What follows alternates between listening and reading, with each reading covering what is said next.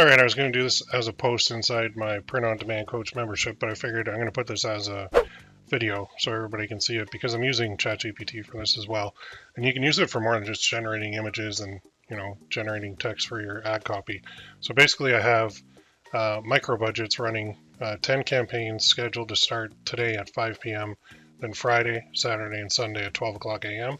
So I just told ChatGPT that 10 campaigns ready to go, $10 each, meaning so 40 total. The product I'm selling is at $39.99, but there is an upsell, brings it up to $49.99. I've got an automated rule set to pause any campaign that spends $20 without a sale. These are structured as one CBO with one ad set and one ad, so the typical micro budget strategy. So I said, can you give me some what if scenarios that could happen over the next 4 days? And basically, so it says 40 campaigns set to run over the next 40 days at $10 per day each. An automated rule set to pause if it spends 20 with no sale. There are many possible what if outcomes. Here are several realistic scenarios to help you anticipate how this could play out and guide your decision making. So best case, I get high conversions early. So day one, 5 p.m. start. 6 of the 10 campaigns get sales before $20. So you get 8 to 10 sales at $39.99. ROAS is above 2 on those campaigns. You let them run for the full 4 days. Maybe even scale them up or duplicate the winners. Same trend continues Friday to Sunday launches. However, I can't see that happening. I wish I put in some numbers here. I can ask you for some numbers. And then break even is like average performance. So saying like each batch of the 10 campaigns gets 3 to 4 campaigns of one sale before hitting 20. So each winning campaign gives you 39 in revenue for 10 to 20 spent. So overall, you spend 400 and make back around 400, which is the break-even scenario. You gather good data, learn winning creatives or audiences, and adjust for future testing. And the worst case is this: low to no conversions. So most campaigns hit 20 with 0 sales and auto pause. So for example, day 1, 9 of the 10 spend 20 with no conversions. Day 2 to 4 repeat. After 4 days, you spent $800 and only generated 2 to 4 sales for 80 to 60, 160 in revenue. ROAS is poor, but you might uncover what didn't work and still use the data. And then the mixed scenario, typical for testing phase, you'll see 2 to 3 winners per day. That makes sales early, the rest pause. After 4 days, 8 to 12 campaigns hit and stay active. 28 to 32 get paused at a $20 loss. So spend is 600, sales is about 15, revenue is 600. You break even or close to it. Then scale the winning ads. So, and then they said this scenario with learning phase delays. Meta delays performance for 24 to 36 hours as campaigns enter learning. Day 1 batch performs poorly but starts converting on day 2. But since your rule is set at $20, pause with no sales, some potential winners are paused too early. To address this, you might relax the rule in future batches to raise the threshold for new campaigns. So strategic scenario, you analyze CTR, CPMs, CPCs, and add to cart rates across campaigns. Even if sales are low, you use the data to kill low engagement. All right, so I got to tell it something here. But breakdown of max spend, it's 40 campaigns. So you're looking at $800 of maximum risk exposure. But if some make sales early and don't pause, total spend could be closer to 600 to 700, depending on how many stay active. So what I'm going to say now is let's go with the using the break even scenario, because I'm running a winning age range, gender, and ad from testing.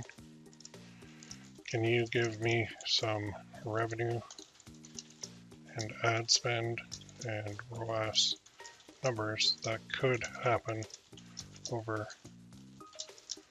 the next 4 days, and then beyond, when I'm only left with winning campaigns, pumping out sales profitably daily for the next 3 weeks. So this is what you can say, like, that's cool. There, and now it's saying we're basically this on break even with a positive tilt. Let's walk through a projection over the next 4 days and then what could happen beyond that for 3 weeks when you're scaling only the winners. So 4-day break even phase, initial round. So 10 new each is that. Auto pause. Expected averages break even till 30% of campaigns get 1+ sale after hitting $20. 70% get paused at $20 loss with no sale. AOV 39. Assume 1 sale per winning campaign. So here we go. So Thursday, 10 launched, 3 active, 3 sales, revenue 119, spend 90, ROAS 1.3. And then Friday, we launched 10 more, and then active after sales is 4, after rules is 4, sales is 4. So I'm at 159 on 100 spend, 1.6. Saturday, 10 launched, 3 active after rules. Oh, and then there's a total, okay. 119 on 90 spent for that batch, and then Sunday. And so the total is this: 40 launched, 14 active after rules, sales is 14, revenue is 559.86, spend is 380 for 1.47. So now 14 winning campaigns emerge, okay, out of the 4-day test round. ROAS is close to 1.5. You can now cut the losers, keep the 14 winners, and then scaling winners for 3 weeks or 21 days. Now you have only 14 running. So campaigns is 40. Daily ad spend is 140. Daily revenue is almost, well, I'll call it 560. Daily profit is insane. 3-week spend is good. Yeah, wow. Look at that. So it's saying after I go through the initial 4 days, which could be painful, or they could be good, or it could be a mixture, then I'm going to end up with like 14 of the 40. And let's see if that holds true here. Let's go. I think it might have already said this, but 14 divided by 4, about 35%. I think it might be a little bit lower. It might be like more like 30 or even 25% are good. 35% of them is pretty high. But anyway, so now I'm spending 140 a day on those 14 campaigns at $10 a day, pulling in a sale a day, with the daily profit of 419.86, for a 3-week spend of that, for a 3-week revenue of that, for a 3-week ROAS of 4, and for a profit of 8,800. Dang, okay. So I like that because my revenue goal was 10,000. My ROAS, if it hits 4, that's insane. But I mean, could it? Maybe. I don't know. And then they're saying optional scaling if results hold. If you're happy with the ROAS, you can double the budgets gradually on best performers, which I do plan on doing, going from 10 to 15 to 20. Duplications of the top 3 winning campaigns and test in new ad sets. I do plan on doing that as well. And then introduce upsells or bundles to boost AOV, as well as email marketing, which I'll be doing. Watchouts, cool. So don't assume winners will keep performing forever. Monitor every 3 to 4 days. Use automated rules to protect downside. This is 100% what I do too. Pause any that spend 30 plus with no sale. So yeah. Consider CBO tests with top 5 audiences creative once you're ready to consolidate. Would you like me to turn this into a Google Sheet tracking campaign to give you... Okay, so now I'm going to say this. What is the probability of the 8,800 profit from this, in your opinion? Is a 4.0 ROAS a little high? Are 14 winning campaigns out of 40 a little high? So this is what I really like to do. And this is why I'm posting this, because if you're not doing this with your ad campaigns and your strategies now, you probably should be, because it's a really good way to get AI to look at it and actually figure things out for you. So the realistic review of assumptions is number 1. Is it high? Yes, slightly. Typical test to winner ratios in cold traffic campaigns are closer to 10 to 20% for untested offers, 20 to 30 if you're using tested angles, targeting, and creative like you are, 30 if you're experienced and validated the offer and optimized. So I think it's going to fall more into this bracket. It's on the high end since I'm not starting cold. I've tested. Okay, so I have done that, and I am cutting losers. All right, so now they're justifying like why they went with that, which actually does make sense. It makes sense.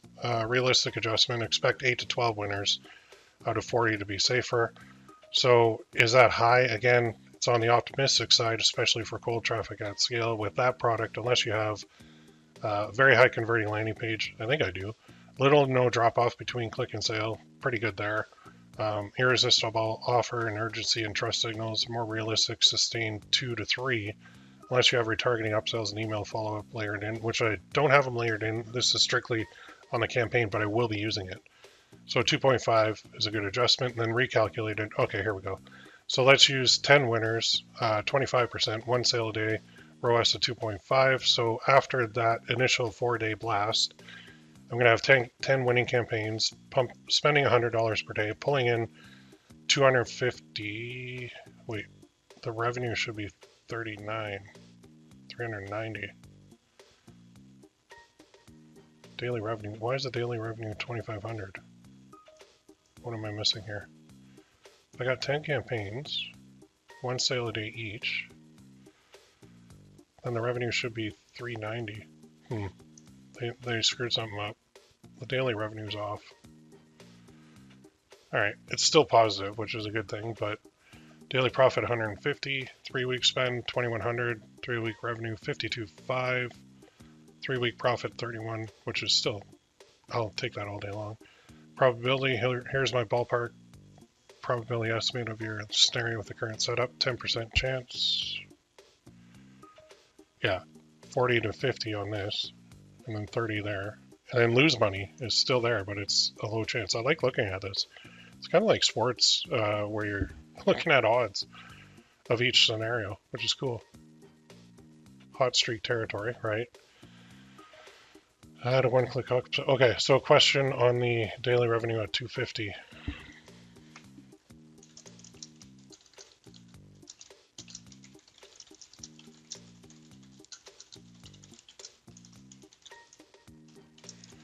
Shouldn't it be 10 sales times 39?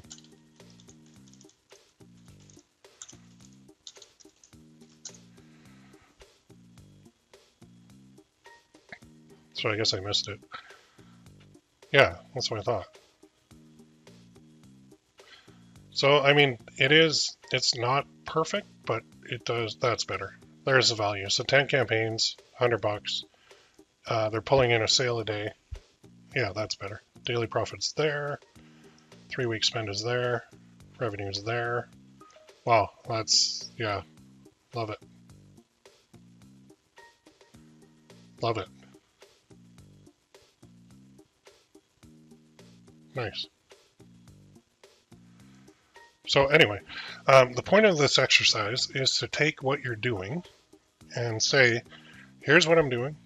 Can you give me some what ifs? And then based on those what ifs, read through them and say, using the break-even one, can you give me some revenue and ad spend and ROAS numbers that could happen beyond the initial test blast of it? And they do. And it really gives you an idea of what to expect. And I think if you haven't really spent a ton of money with Facebook and with scaling campaigns, this can ease your mind quite a bit, because you can see that statistically, going with what AI is telling you and what they're analyzing based on what you're telling them, it will fall somewhere in the range of what they're telling you, if everything's perfect, right? Not perfect, but if everything goes according to plan. But then do read their metrics and see. But I really like this, the probability estimate, because they're telling you there's a good chance you're going to make some good profit. Okay, so if that eases your mind, that's good. There's a slim chance you're going to make a ton of profit. There is also a chance that you're going to break even on this whole thing, but the odds of losing money are actually pretty low. What they're saying is you just validated your whole thing, your strategy, and now they're telling you that basically down here on lose money, don't worry. Like, yes, it could happen. Anything could happen, but the odds of it happening are pretty slim. So what I'd like you to do, if you never have, is go through and plug in your strategy for that you're doing with a campaign or a series of campaigns or trying to scale a product, and see what happens. If you need any help with this, just post any question you have inside the group, and I would love to help you out. All right? See you soon.